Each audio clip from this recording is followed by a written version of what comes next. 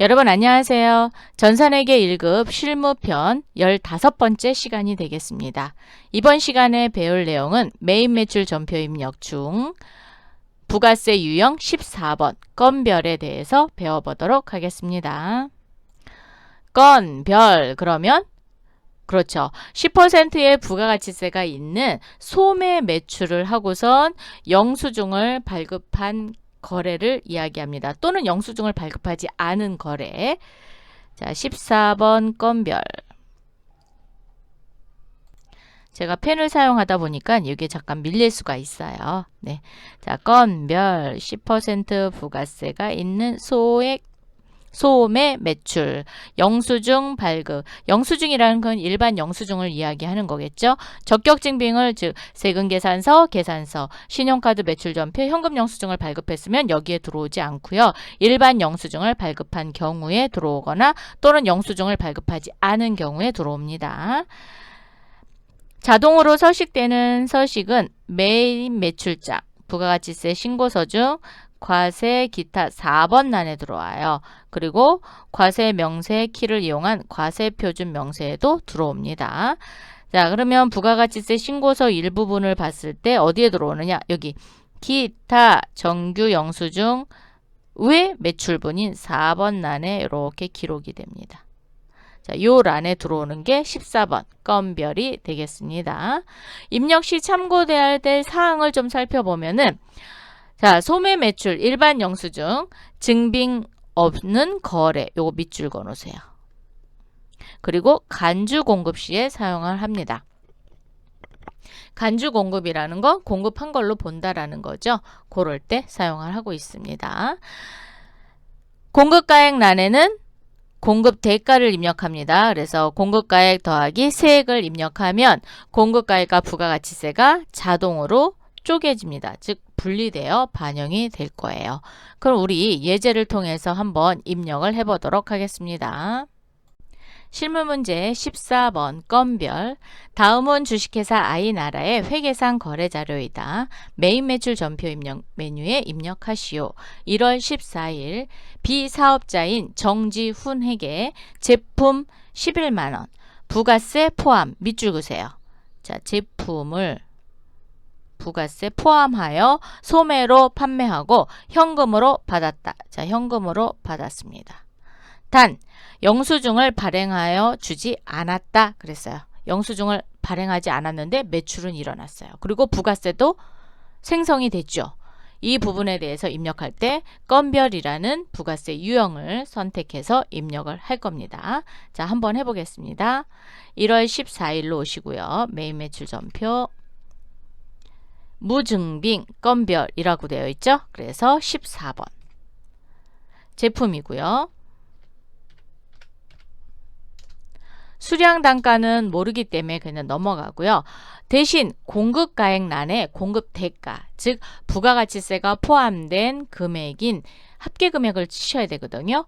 그런데 지금 부가세가 포함된 금액이 얼마예요? 11만원. 이거를 뭐라고 한다? 공급 대가라고 합니다. 자, 11만원을 입력을 하시면 엔터를 치면 10만원, 만원이 쪼개질 겁니다.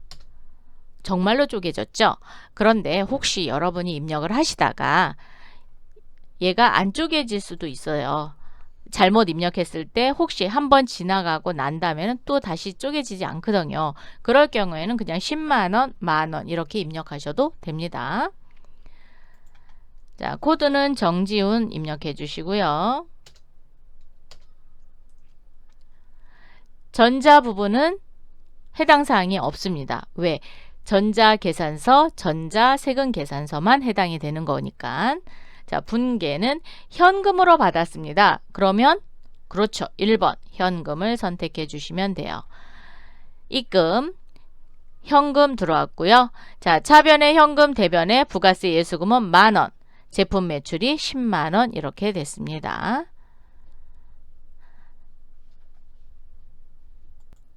두 번째 문제 가보도록 하겠습니다. 1월 14일 비사업자인 개인 최명수에게 제품을 소매로 판매하고 대금 33만원 부가가치세 포함 자기합수표로 받고 영수증을 발급해 주었다. 거래처 코드 305로 신규 거래처 등록할 것이라고 얘기했습니다. 자, 자기합수표로 받았다라는 거는 현금, 그죠? 네, 현금. 그런데 영수증을, 그냥 일반 영수증을 발급해 줬대요. 그래서 건별로 갈 겁니다. 자, 그러면 1월 14일 14번 건별 선택해 주시고요. 제품을 팔았으니까 엔터 해 주시고요. 금액은 공급 대가, 즉 33만 원을 입력합니다. 33만 원. 그러면 30만 원과 3만 원이 분리될 거예요. 되셨나요? 그리고 거래처 코드를 신규로 등록하래요. 없대요, 최명수가. 그러면 최명수 한번 입력해 볼게요.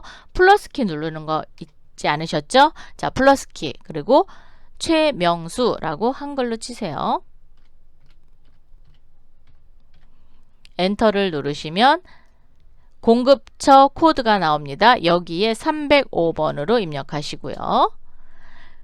주민등록번호를 넣어줘야 됩니다. 그래서 수정키를 누르면 이 하단으로 넘어올 거예요. 자, 수정. 그럼 여기 하단에 들어왔나요? 이때 코드는 한 번 입력되면 수정되지 않습니다. 그래서 혹시 코드를 잘못하셨다. 그러면 여기를 비워놓은 상태에서 거래처 코드를 가서 삭제하셔야 돼요. 자, 주민등록번호란에 62021718101333 그리고 주민등록기재분에 여라고 되어 있어야 돼요. 대표자명은 넣으셔도 되고 안 넣으셔도 됩니다. 뭐 최명수 이렇게 넣을까요? 네, 넣으셔도 되고 안 넣으셔도 돼요. 뭐 주소나 전화번호가 있다 그러면 그런 것도 넣어주시면 됩니다. 이렇게 주민등록번호를 넣는 경우에 여기 사업자 주민등록번호란에 거래처가 이렇게 들어옵니다. 자, 그리고 현금 받았죠? 자, 1번 현금 하면 차변에 현금 들어오고요. 대변에 부가세 예수금 3만원, 제품 매출 30만원이 됩니다. 그런데 내가 이 코드를 잘못 쳤다. 그럼 어떻게 해야 된다 그랬어요? 스페이스바를 누르시고 반드시 눌러주셔야 돼요. 눌러주시고 나서 메인 창에 오셔서 회계관리에 거래처 등록을 클릭합니다. 자, 거래처 등록이 이렇게 나오면 여기 최명수라고 있죠? 여기를 체크해서 코드를 잘못 쳤을 때 삭제를 하시면 돼요.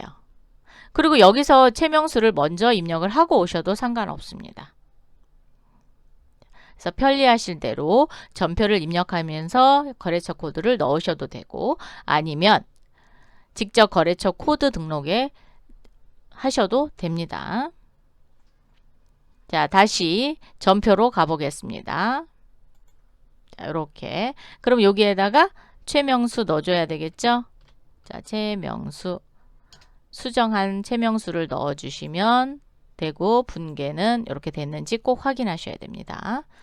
자, 그래서 공급처 등록사항을 여기서 입력을 하셔도 된다라는 거 잊지 마세요. 근데 코드는 입력이 한번 지나가면 안 됩니다. 네.